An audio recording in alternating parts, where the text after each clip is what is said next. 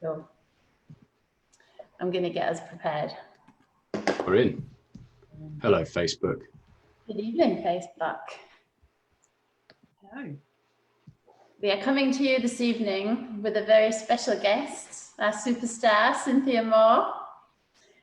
And I am faffing around trying to get my phone so that I can see who we've got watching, because I know there's a couple of people that had actually said that they were going to join us this evening, which is fabulous. So I'm just going to dial in. Sam's usually well ahead of me when it comes It was funny last time because we've got two people watching, Cynthia. I don't know if you saw it. And we realised that it was us because we were both logged in. We're like, say hello if it's you, if you're there, so let us know who's there. I was like, that's weird. No one's saying hello. And then I realised it was just us two.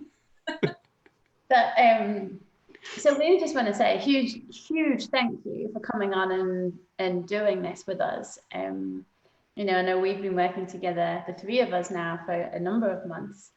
And it's been, from our perspective, a total joy and privilege to see you and your transformation journey. And it's, do you know what, for me, it's like, it's been a real reminder of what we were just talking about, like the raw truth.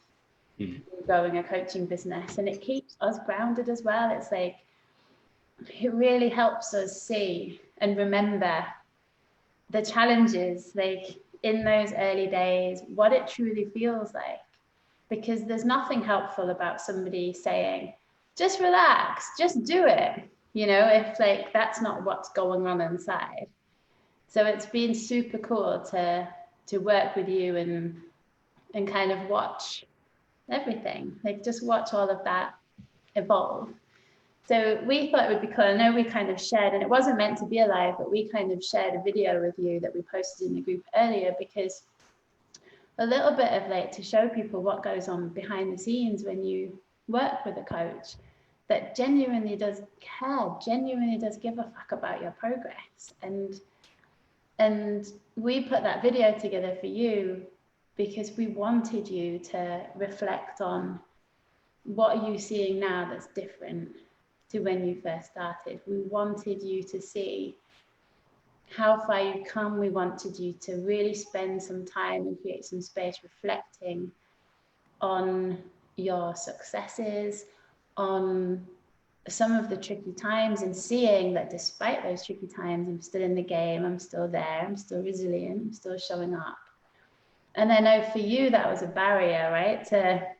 Because you've been really focused on what's next, what's the next thing I can do, and actually slowing down enough to see how far you've come has been one of the tricky bits. I think it's fair to say. You can challenge me on any of this.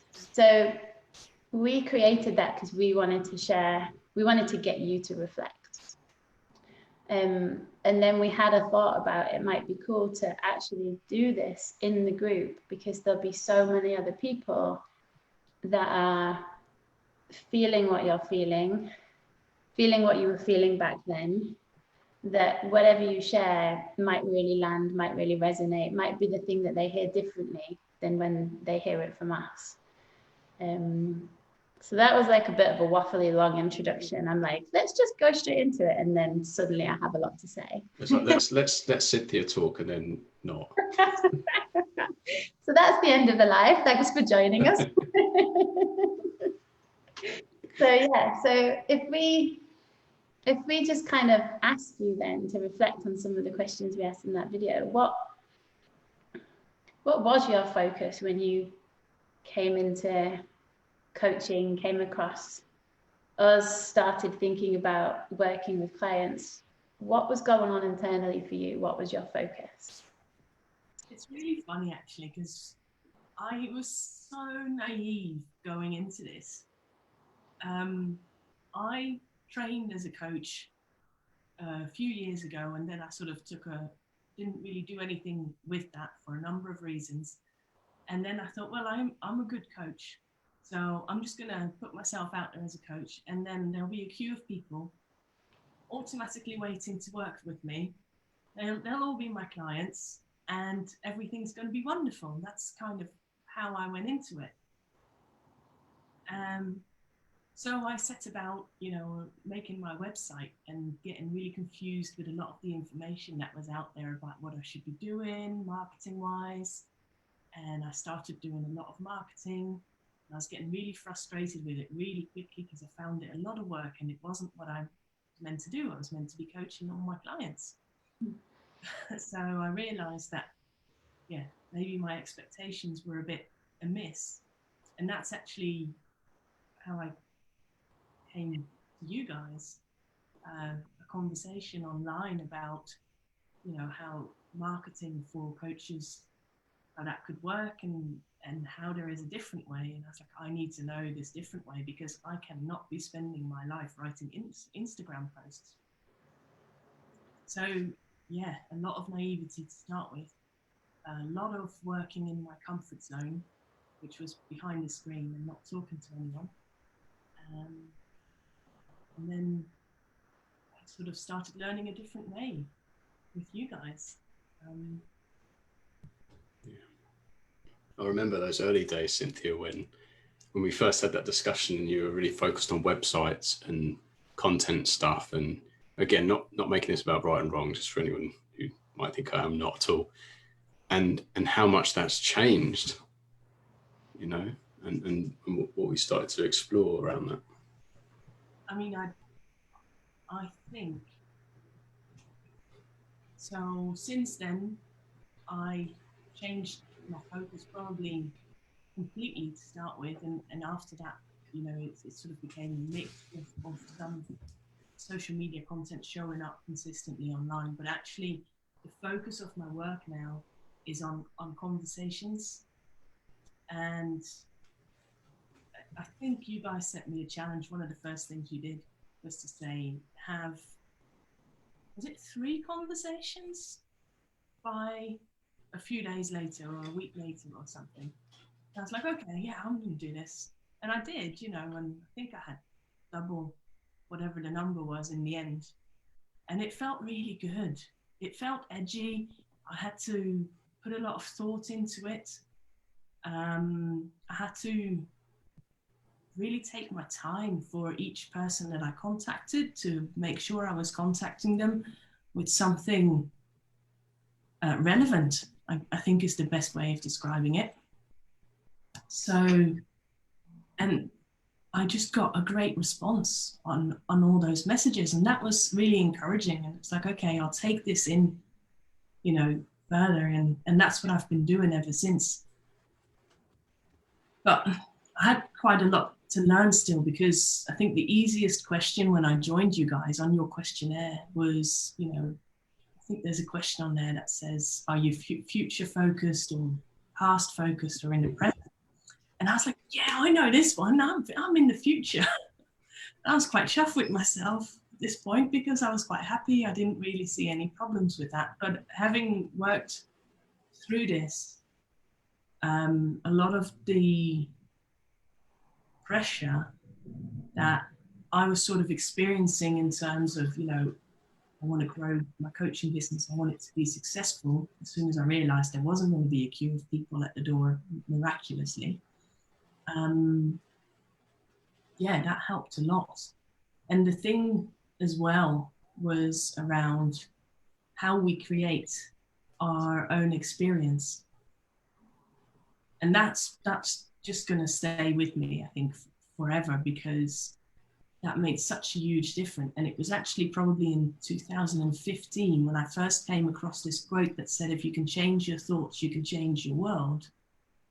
And it resonated with me then, but I didn't really have anything that I could practically do with it at that point. It wasn't, it sort of went in really well. It's like, I need to know this, but there wasn't anything really that I could do with it at that point.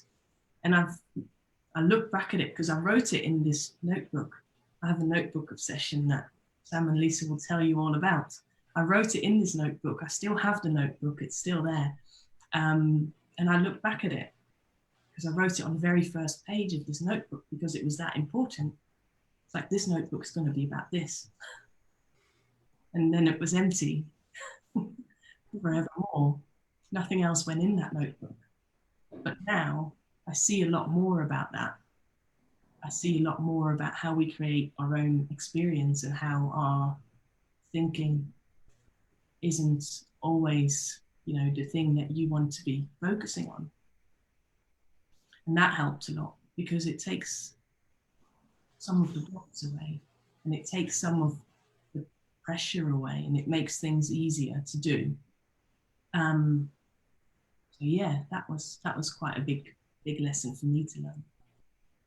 What do you think it is about that particular lesson, Cynthia? Like, how is that relevant for people who, like, just in your experience, when there's a lot of noise in our heads, there's a lot of story, there's a lot of insecure thought, there's a lot of overthinking, analysis, that kind of stuff, and that gets in the way, it causes procrastination, we almost talk ourselves out of contacting someone that 10 minutes ago we were like, oh, I could contact that person, and then we're like, oh, but, and we kind of talk ourselves out of it.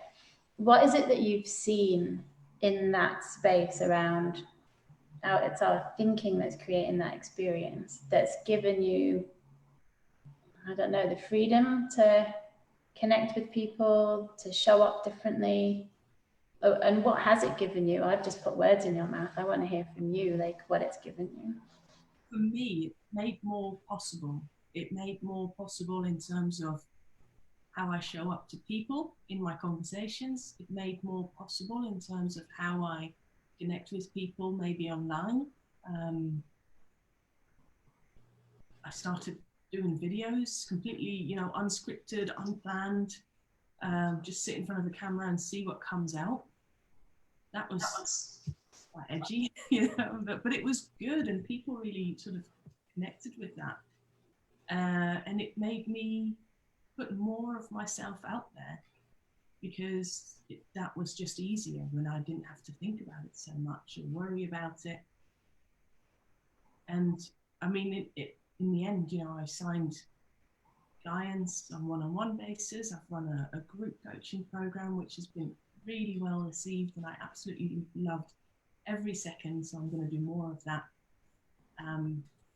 So it's just made my practice into a proper practice rather than me sitting behind my computer doing websites and thinking maybe I should just be a web developer.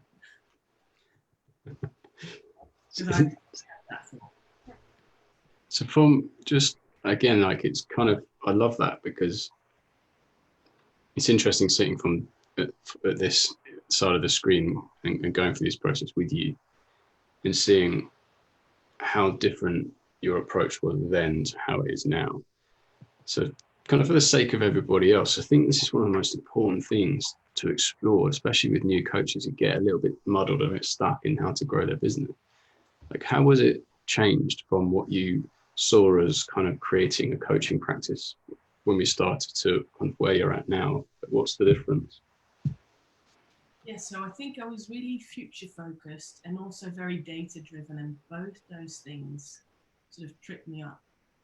So any tool someone will give me that helps me see data about how I'm doing or how I'm performing, I'll grab that with both hands and then beat myself up with it afterwards, which is not helpful. And the other thing is the future focus. It had such pressure and angst. I was so determined, and that was useful. It kept me going, but the experience I remember of signing my first sort of couple of clients, they actually ended up sort of coming in the same week almost, and it was like, whoa, what's happened here? I didn't even enjoy that because I just put so much pressure on. I didn't even get a chance to enjoy that. And I did I think I did a 5 months and a 6 month program at that point. So they weren't insignificant sort of clients. I didn't really enjoy that or celebrate that. I think what I said to you guys even was right now, next, straight into the future again. which just wasn't helpful. What do you see now, and what would you say to somebody else who might be like, yeah, that's me, that's totally me, about learning to enjoy the process, learning to enjoy the business side, learning to enjoy being where you're at, knowing there's so much richness to come, but where I'm at is okay? Yeah, do you know what? I think I still struggle with this a little bit because I'm pretty still tough on myself. So, you know, and it's weird because I'm doing some great work with my clients. Like the work I see them do, I'm so proud of them. And I should be proud of me because I'm helping them do that. But I'm taking that piece for granted. With the group coaching program, I'm super into that, really celebrating my success there. And I'm not really sure why that is. I think because that really felt like taking a risk at the time. But so was starting my own practice. You know, there's lots of other things. I mean, you can be an board coach. I could have gone for that. Yeah. So actually, I'm not sure I can answer that question very well because I've still got quite a bit of work to do in that area. But actually, that's okay too. Yeah. It's going to sound like a really boring question, and I apologise to you two and everyone else listening. But like practically, what's been different? It's a very boy question, that, isn't it? So I'm allowed to say that anymore, but it feels like it is. Yeah, what practically? Because I know when we first spoke, like a lot of people, and I think me and Lisa shared with you, we were very similar at one stage. It's like the marketing and the websites and all kind of that sort of stuff. But a lot of that's changed. A lot has changed, but then it's kind of almost come full circle in some respects as well. So what is it that changed for you to allow you to start creating clients? I think practically, I mean, it's so much easier now to start a conversation. I actually have quite a lot of conversations every single week. I just came back from a week's break, and I got back to work on Monday and met 2 people and booked 2 conversations. That's not clients, by the way. That's conversations. That's connecting. But you know, that's so much easier now.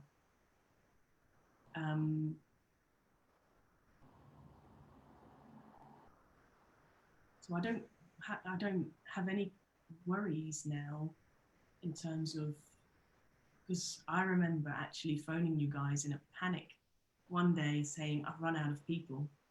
I don't have enough people to speak to. And I think you said there's 7 billion people on this planet. So I also remember you showed us your list of people, and we were like, what about all these? It's a great conversation. yeah, seeing that differently, you know, being open to the opportunity and everything, I think is really key. You know, if you show up and you think, oh, you know, I'm not really into this, or I'm not really into it today, or, you know, this meeting isn't going to go anywhere. It's with everything, isn't it? It's like a self-fulfilling prophecy, and you've got to think to yourself how you're showing up. So I guess I see that differently now in terms of what's possible, in terms of what's out there. I don't really think about what won't happen or what can't, or try not to think about what won't happen and what can't happen. There's still some of that, especially as you go down the process towards proposals. There's, you know, I've still got more work to do. I think there's always more work to do. Yeah, because if there wasn't, you'd be perfect, and that's just not a thing, is it? That'd be boring. I've tried. Kind of boring. It's a nightmare, honestly. Plagues me. But I think there's something. Oh, sorry. I was just going to say, I know we've got some people watching, so I'm just going to see, like, if we've got some comments, or if we've got questions. I'd love to know from people that are watching if there's any questions. Apparently, I'm very loud. I think it's more that Cynthia's quite quiet. Move to the microphone. Yeah. So let us know if you're here and you've got questions. You might be resonating with what Cynthia is saying. Were you gonna ask something, Sam? It wasn't really an ask. It was just a really, I don't know. I just loved what Cynthia was saying there about. It's like, it's not like constantly trying to get to the end goal all the time. Like, it's a process, and like you said, Cynthia, it doesn't end. And I think that's so important to know, because like we've discovered at the very beginning, it's almost like there's somewhere to get in order to be this thing that you need to be. And it's just that slow, one step at a time, slowing things right down, everything in the singular, like an invitation, a conversation, whatever that looks like. And I just love that, Cynthia, because I think, and it just reminds me of your willingness to go there. Like, that's what stands out to me often. It's just your absolute willingness to go where we need to go with the conversation, and that's all I was going to say. I would totally second that. There's just an absolute dedication to mastering your art. There's like, that is wholeheartedly, like, if somebody asked me about you, I would say there is just this unshakable dedication and commitment to this. And sometimes you're kicking and screaming, and sometimes it feels like, hey, I'm loving my life right now, and everything in between. But it feels like there's still, underneath all of that, there's still this absolute dedication to really mastering what you do, and this beautiful like growth mindset, and this like Sam says, this willingness to go on that journey. There's something about that, actually. There was definitely times where our work together was challenging some of my long-held beliefs, especially where I had my future focus was so strong, it was physical. I wouldn't be able to talk about where I wanted to be without my legs physically moving forward. It's that strong. And it was really uncomfortable letting go of that. Like, really uncomfortable. And we'd have sessions, and I'd go and walk the dog afterwards, and I'd be muttering to myself, walking through the forest. And I think on occasions I may have sent you a little video with my arguments as to why I was right.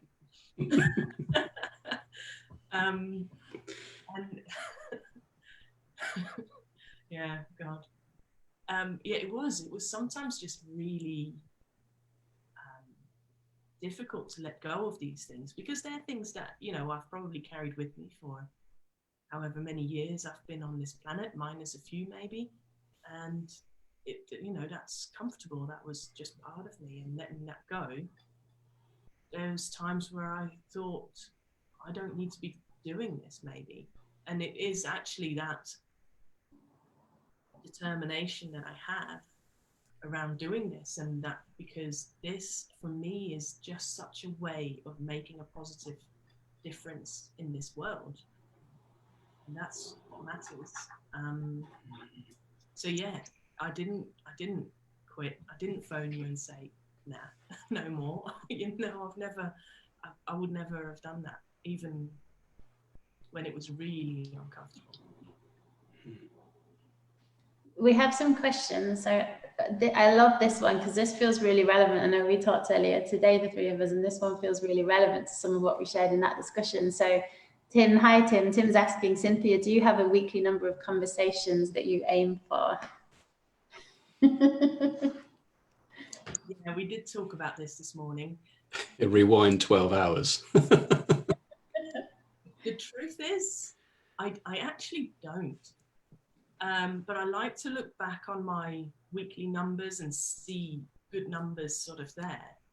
And I haven't actually decided what good numbers are. So with the result, probably, now that you've asked, I can just beat myself up regardless of what the numbers are. But I try and meet people all the time and talk to them about what they do more than what I do, and get in conversation in that way. And I was doing probably not, these weren't just conversations, these were coaching calls, these were maybe proposal calls, these were pre-proposal coaching calls, these were connection calls, and it's all on Zoom, obviously, because it's 2020. So I was probably doing maybe 6 a day, networking as well in there. So some days, one day, in fact, I did 13 hours straight on Zoom, and I wouldn't recommend it. It's just, it wasn't good, really. And it didn't really get that much more done than if I had done half or a third or a quarter of that. And I think this is the thing that Lisa and Sam, you say to me, taking the time and slowing down to really focus on the person in front of you rather than filling up your calendar. And this is something I'm still learning, but I'm trying a lot harder now, not having too many meetings. And now I'm thinking, you know, of all those calls, that networking, maybe client calls, connection calls, being coached, learning stuff, you know, maybe 4 a day of all of that is enough. Are you open to me sharing a little bit? Because I think it might be helpful to share some of what we talked about, because one of the things Sam and I do, so Tim, I'm still answering your question, really is one of the things Sam and I do is look at people's calendars to see where is your time going, right? Where are you really investing your time? Are you having conversations? Are you connecting with people versus are you doing a lot of learning or doing a lot on your website or your Instagram posts? Like, where's your actual time going? And what we can see in Cynthia and what we've been working on a little bit today was Cynthia's been on holiday for a week. In her calendar, we said, what does your calendar look like this week? And she's like, not much, right? Not much. So we're like, what's not much? And she's like, well, I've got 2 conversations booked in. I've got 4 other conversations to have. I've got 2 networking events to go to. And I've got 2 of my own coaching calls to attend for my own development, right? So it's like, that's your idea of not much. So where we're pointing you to is your calendar actually looks quite healthy compared to some coaches who are saying, I'm doing all of this stuff, but there's nothing in there that looks like client creation activity. And so where we're pointing you is to slow down and appreciate the successes that you are having, you know, and not seeing your calendar as not much because I've only got 10 things booked in this week. So I'm kind of answering Tim's question that there's not really an ideal number, but you would look at a calendar and see, right, where's my focus, where's my time and attention going? But there's another element of not just dismissing everything that's in your calendar to go, well, yeah, but there's nothing next week, right? Slowing you down and seeing, hey, I'm really doing this, and the work that I'm doing is really paying off. My calendar is starting to fill up. And that's important, because if we don't see that, we get filled with self-doubt, we get filled with insecurity, we give ourselves a hard time. And that's not the powerful coaching space that we want to come from. So I love the question that was asked, and I think you're the perfect person to kind of receive that question as well. I hope you don't mind me sharing some of that. Oh, I don't mind at all. And it actually probably goes back to what I said earlier, where I need to get better still, is appreciating, you know, what is going well.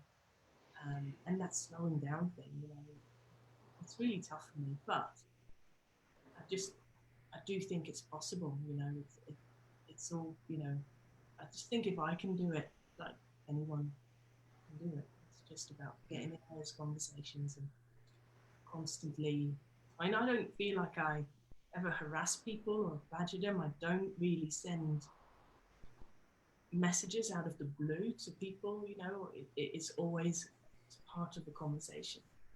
I think that part of the conversation that we had this morning around the service piece is really important too, because it, on the surface of things, it can easily seem like a numbers game, can't it? It's like the more happen, like, and Matt said there, how do you choose people to talk to? Is it random? It's like if the amount of conversations we're having is the thing that we're aiming for, so it's like it becomes a numbers game, then it sounds like the right thing to do, but we're kind of missing the point, because the numbers are a result of the way that you're being in service, right? So if everything we're doing is in service to ourselves and others, so it's not just sticking with the website, which is just in service to us, but if we're actually in conversation, service to others, the numbers are a natural byproduct of that. And the numbers become important but less relevant as a measure, if that makes sense. I don't know if that makes any sense, but I'm kind of. It's part of something we were talking about this morning, where about it is about how you show up more than anything, and just being, rather than trying to be something else. And by just being, serving the people in front of you. I think, I have more to see in this area, but there's definitely something that we spoke about this morning that is just about being. And I think that's what I do, actually, when I have conversations with people. I just chat with them as I would, and make the connection that way, that, build the rapport, and then try and not really try, actually, but when I listen, like this morning, I had a conversation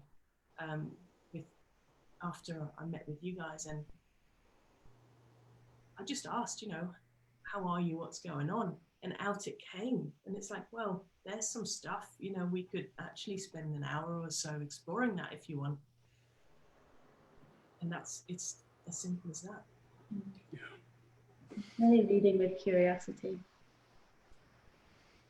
Yeah, we have some more questions. So, do you want to answer Matt's question, and then I'll go back? I know Tiffany's asked one as well. So Matt is asking, how do you choose the people to talk to, or is it random? Yeah, it's totally random. It's really when I meet people, I will speak to just about anyone in terms of connecting, because I will speak to them, I will learn from them, they might learn from me. We might connect and do some coaching together, or they might know some people, that I can then speak to. And it's really that. So I don't have a criteria. I think subconsciously there's probably sometimes a bias. I know I happen to have a slight bias around, multi-level marketing people, just because, I don't want to sell aloe vera, and I don't want to tell my clients that they should be selling aloe vera either. But there's something there. So I definitely have some bias, but I try to keep that out of the way, because actually I know a coach that focuses completely on multi-level media and does a really good business that way. So no one's off the table. And Matt's also asking, when you say networking, is this all online? Yeah. Do you want to share a little bit, Cynthia, about how you've created the networking events that you've attended? Yeah, I think I just sort of rolled into it. And it was sort of come April, when, there really wasn't all that much else to do but work, right? We were all indoors, sort of waiting to see what was going to happen next. So I joined a number of online forums, started talking to people there, became aware of networking events, became aware of, through conversations, of networking events around the country. So I've met people in Cornwall, I've met people in the Northeast, the Northwest, the Midlands, literally all over the UK. There's lots of events in Spain and events in France even, and in the US, although I haven't attended those yet. But I know they're there. That, basically there's stuff going on, and a lot of it is for free. And I had to learn how to network, actually. I had to really figure that one out. It wasn't just a look at me sort of thing. It was more of a connecting with other people. It actually wasn't about me at all. And the less I made it about me, the more I connected with people. I love that. The other thing that I'm hearing in that as well is just the simplicity of it all. Yeah. Right. It's like, yeah, there's networking events online. They're all over the place. Learn how to connect and go. It just dawned on me that that's probably exactly what you were trying to tell me this morning, Sam. Hearing it at all. Always coaching, not even when I'm not coaching. We've got a question from Tiffany as well. Tiffany's asking, I'm curious if your method is still videos or have you adapted that to another approach? I still do videos. I do posts as well. I'm sort of learning stories on Instagram at the minute, but it's quite, again, I'm learning it, so it's not great yet. But yeah, I'm just sort of doing all of it. And the thing is, what I found was I actually got, if you like, almost a referral client through my content, which I think was a little bit unexpected, but great, and then that happened again. So I think consistently showing up, there is something there. But when you have more conversations, it's a lot easier to come up with content because you can take from those conversations and write that into your content or talk about that in the videos. And I think the videos do seem to work really well in terms of quality, whereas written text works better in terms of quantity. Nice. Tim has asked, what type of networks are they specific to any industry? Nope, absolutely not. They tend to be sort of small and medium businesses that network in this way. I think industry events would be good for working with large corporates in like a triangle contract, if you like. Yeah. But for me, I have a history in those corporates, so I work contacts through that rather because they don't go to networking events. They might go to industry fairs, but there's not an awful lot of them going on. Yeah, cool. It teaches you so much as well, doesn't it? I know when I was doing my networking, it's all networking really, but you know what I mean, like specific networking events, like it teaches you so much about connection. And like you said, it's that sort of piece around it not being about me. I'm here to, how can I help you grow your business? And it's a really cool thing. And a lot of networking groups only let one person of each type of business in as well. So it's like you've got a whole range, and sometimes it can be really exclusive, which is cool too. Yeah, and I've sort of attended one of those, probably the biggest one worldwide, perhaps, which is, I don't know if I can mention it, the BNI. Yep. And it's not my thing. It's really quite expensive, and it's very. They have a committee. I couldn't really cope with that. That was too. I was part of one for a long time. Oh, you? Yeah, I never made the committee though. I never worked out why. Yeah, I don't think I would either. Nor would I want to. But yeah, I'm actually in this other group. This is one of my favorites, which is similar to the BNI. It has about 20 people in the group. We meet every week.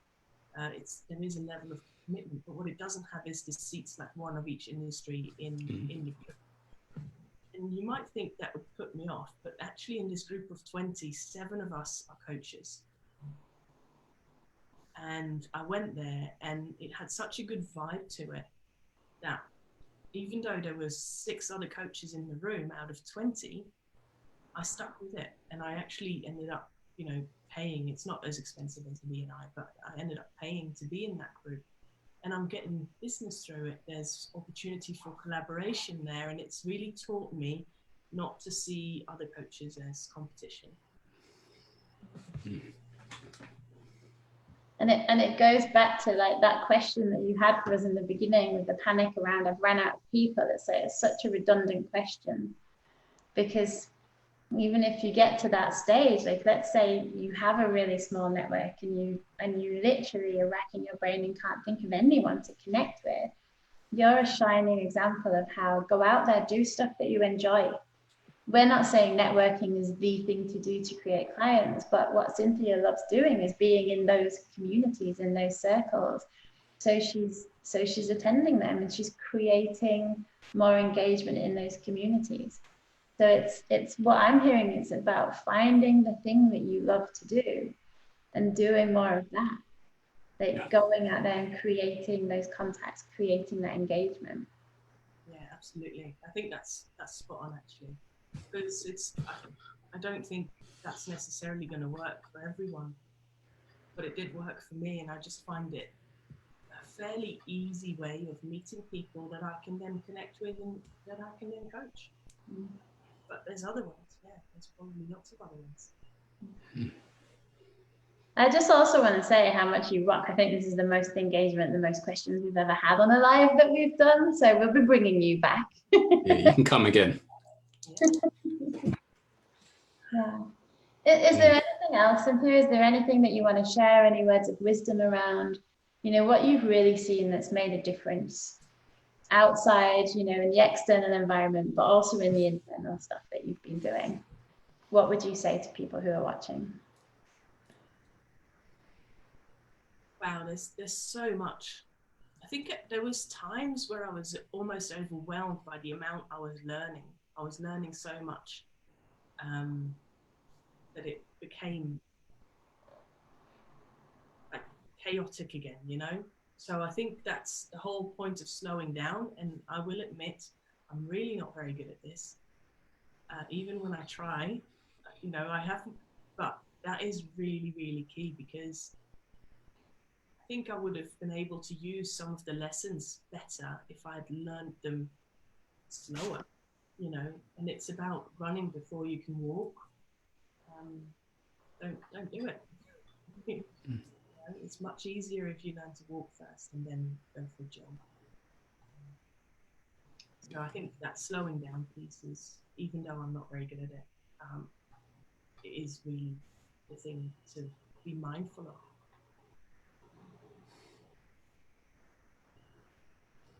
Perfect. I don't have any more questions. Just want to say thank you, Cynthia. You do rock. Thanks. I loved it. I love talking about this stuff. I can talk about it for hours. Well, you're welcome any Tuesday night at 7 o'clock. And I also just want to say, if there's people watching it on the replay, let us have your questions. If there's anything for people who are watching it just now and you have a question that occurs afterwards, let us have your questions. I'm sure, Cynthia, I've just volunteered you. I'm sure you're happy to kind of loop back round, right? And speak to people if they're curious about anything that they've not thought of to ask just now. Yeah, more than happy anytime. I'm online all day long, pretty much. So yeah, feel free, and I will keep an eye out on it and happy to answer questions. Fantastic. Thank you so much. A huge thank you from us. I'm going to end the live just now, and we will see everybody next week. Thanks for having me, guys.